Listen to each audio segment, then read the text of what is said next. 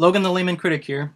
Today's review is for 2017's Birth of the Dragon. It's directed by George Nolfi, and I'm not even going to try pronouncing some of these actors' names for fear of butchering them completely. So let's talk movies.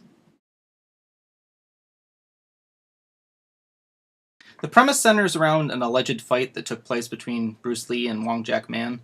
Building up to this fight is Steve, who's a student of Bruce Lee. He meets Jackman and finds himself conflicted with their opposing philosophies regarding Kung Fu.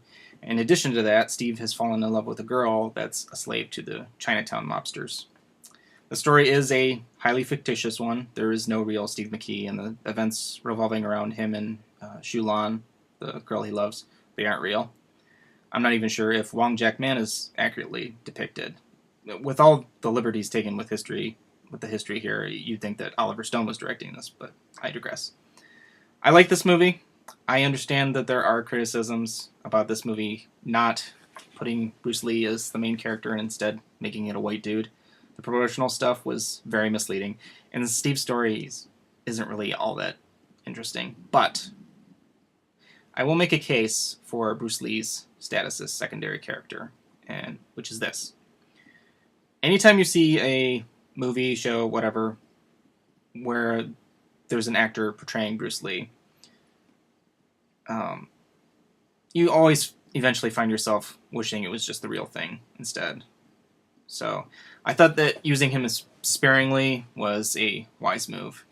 The actor that played Bruce Lee did a great job. He had his characteristics down, like how he spoke, his inflections, and how he enunciated his words, his physicality, like certain gestures or body language.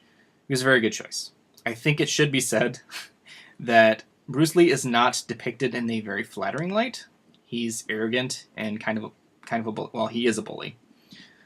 I understand that his family wanted to distance themselves from this film. The character does evolve, though, both in personality and in his philosophy.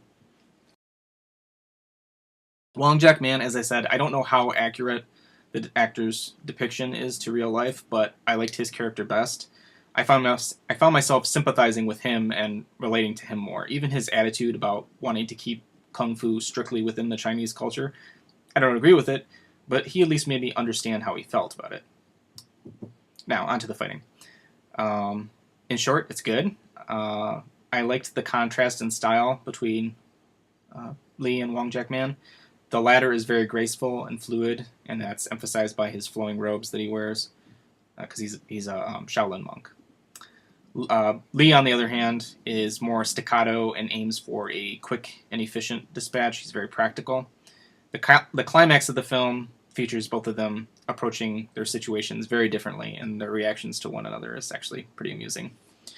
If you're able to overlook the ahistorical elements, I think you'll find Birth of the Dragon an entertaining film. Not a perfect one. I wouldn't even say it's a great one. But I had fun watching it. So, see it for the fights. And thanks for watching.